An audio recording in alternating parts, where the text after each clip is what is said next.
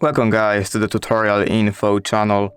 In front of me is VIVO Y17S, and in this video I am going to show you how to hide photos in gallery on this device.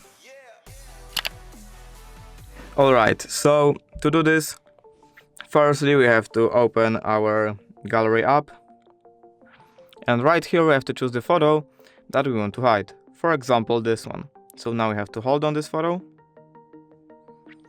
And right here we have to swipe to the right where we have move to locked folder option. Now we have to click continue, move.